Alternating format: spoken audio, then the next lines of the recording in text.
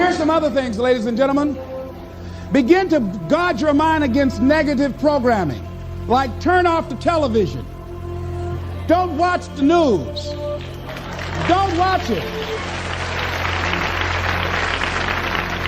I think that more people have a sense of hopelessness and anxiety about life. If you look at the news, you cannot feel good looking at the news. You'll be scared to death. You're scared to go to sleep. I mean, it turns your power down. You've got to be conscious of that. Don't pick up the newspaper and read it. No. Just try this. Just experiment with yourself. Now, if your job depends upon you knowing certain things, let somebody tell you just about those things. But start filtering the stuff you allow to come in your mind. You know that song you used to have? Say, don't let nobody bring you no bad news. I tell my staff, look here, don't tell me any bad news while I'm on the road. Let me handle it tomorrow. I don't like anybody to tell me any bad news at night before I go to sleep. I can't do anything about it anyhow. Why let me go to sleep with that on my consciousness? No, and my staff, they know that. So let it wait till tomorrow. And I have a period of time. Tell me bad news between 10 o'clock and 12 noon. After I prayed and meditated and read my books, I'm fortified, I'm ready to handle it. I deal with them, then I'm out of there and I'm going on to something else. So you've got to guard the kinds of things that you put in your mind. See, if you don't program your mind will be programmed, because human beings are goal-oriented. That's why we die of broken hearts early. That's why we're running through life to early graves. We're going through life, ladies and gentlemen. And I think that Henry David Thoreau said that most men live in quiet desperation. Most of us go through life running scared. Larry DeAndre, who I think is going to be one of the greatest motivational speakers around today, told me a story, a true story of a friend of his, that every day when he came home from school, when he would get to a certain block in his neighborhood, there was a neighborhood dog that would chase him. And that dog would start after him barking. Boy, he would run, just running from that dog every day. Finally, he just got tired of that dog chasing him every day. He said, this dog come out here today, I'm going to take a brick or something and bust him in the head. So he was walking home that day, minding his own business. Sure enough, same area, there was that dog there. And the dog started barking, he started running, he saw a brick, and he stopped and picked up the brick and turned around, and the dog got close to him. He realized the dog didn't have any teeth.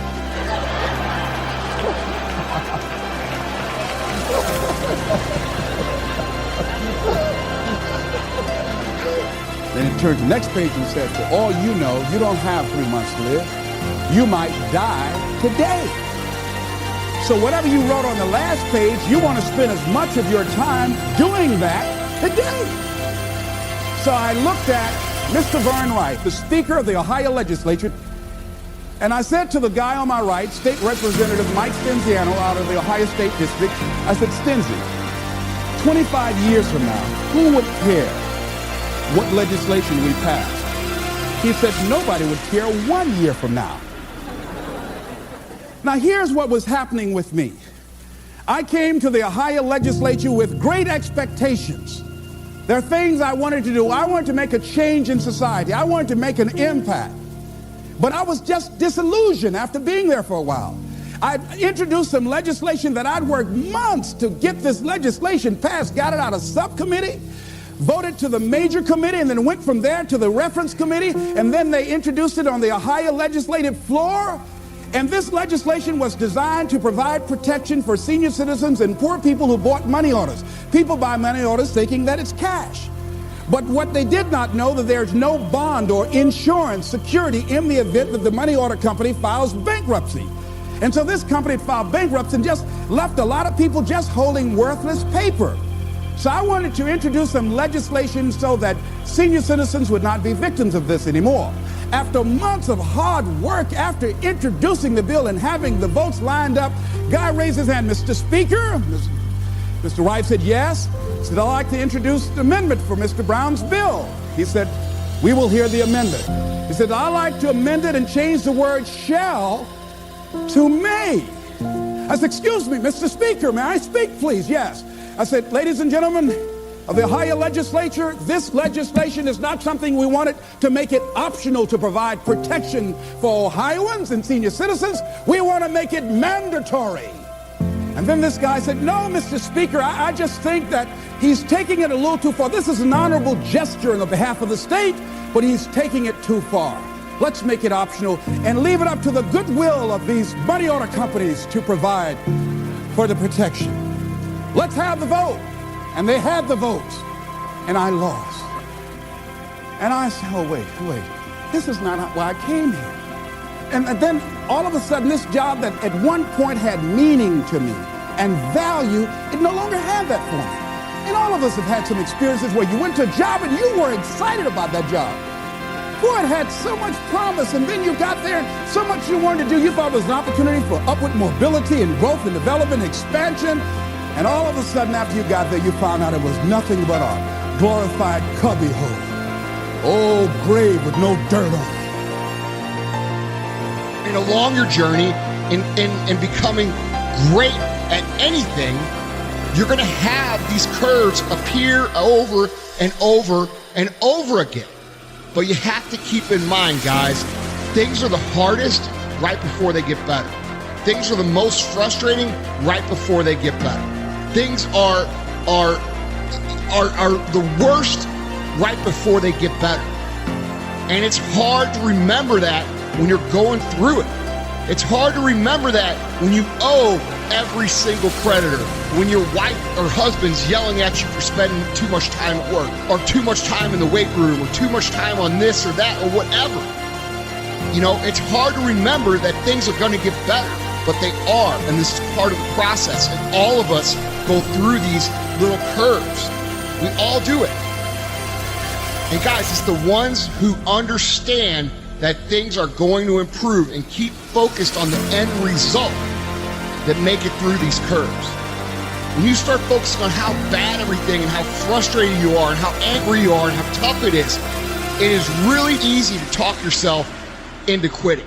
But when you keep in mind why you started, when you keep in mind what your goals are, when you keep in mind what it is you're trying to accomplish, and you keep those things, you know, at the forefront of your brain, you know, written down everywhere you see anything, and you think about them and focus on them a day in and day out basis, guys, your chances of making it through these frustration curves increases tremendously.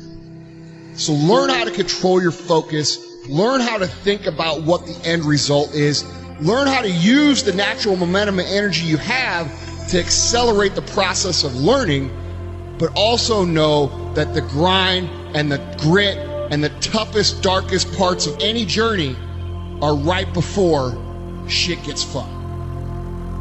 Listen, you're watching this video now. If you're feeling lazy or demotivated, go do something. Go for a run. Go do something that you typically wouldn't do, and see the little emotions that start following that kind of action. You break through. That is what success is fighting against those instincts of taking it easy and living a comfortable life. Success is a difficult choice, and it's not like you achieve it and then it's easy. No, I fight myself every single day. I feel that's what life is all about, is figuring out how to battle those lazy kind of instincts of just taking it easy, chilling, and realizing that achieving and experiencing the most beautiful things in life requires you going upstream and not just flowing mindlessly downstream. When you feel like giving up, don't. When you thinking about giving up, don't. When it look like you ain't gonna make it, keep going. When they tell you you can't, come on, man, who are they? So winners like us never lose focus. And we're horrified and petrified whenever someone tries to tell us to take the easy route. Because we already know there is no easy route. Because if it were easy, everyone would do it. So we avoid that ignorance and get back to our grind of studying harder than we've ever studied before, because we understand that you get out of it what you put into it. So we pour our heart and soul into our homework. We pour our heart and soul into studying for exams. That way we sleep like a baby, because we know in our heart of hearts that we have put every ounce of our being into our work, and therefore success is a foregone conclusion.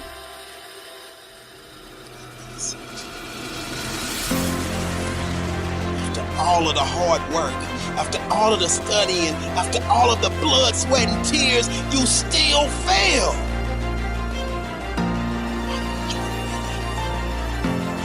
Never forget this. You never fail, you never lose, you only learn. See, life will knock the mess out of you when you least expect it. But the thing is, guys, you have to understand that everybody up here puts other people first. Everybody here teaches. Everybody here inspires. It's not about a look at me. Okay? And that's why I see a lot of people getting off track. Because I get asked all the time, and I've been asked 100 times today, Andy, I want to build this business, or I want to build a following, or I want to do this, or I want to do that. It's very simple. Make it about the other person. Make it about what you can give, not what you take, and everything else takes care of itself. I knew I wanted to be successful. I think like in most things, like they show up eventually, but maybe they don't look like the way you thought they'd look when they show up, right? So I was gonna be a baseball player. From the time I was a little boy, I was gonna be a Major League Baseball player. Like how young? Oh, 4 or 5 years old, Okay. talking about that, knowing players, studying it, telling people I was gonna be one. Looking a certain way. Trying to be athletic. I'm a little dude naturally, right. trying to build my body up and build myself up. Little and dude. Well, I am. I mean, Look at that. but I got little wrists, and I don't do Pilates, but like you do. But I do work out. But anyway, and the Pilates looks good on you. You look younger than I do, brother. So, but anyway, I did grow up wanting to be somebody, and then I got a mentor when I was really young. Hall of Fame baseball player named Rod Carew, who most of you out there would probably know, grabbed me when I was a young man and started pouring belief into me. How young was that? I was probably 9. Okay. He grabbed me, started pouring belief into me. Why did he grab saw me you? at a baseball camp, saw that I was a little guy, saw that I had some potential. I kind of swung like him and batted like him. And so I spent the better part of my youth being mentored and coached one-on-one by a Hall of Fame baseball player. And he didn't just pour baseball tools into me, he poured belief. You're going to be somebody someday. You're going to do something great. So I had someone in my ear I respected believing in me from when I was young. I think that helped me.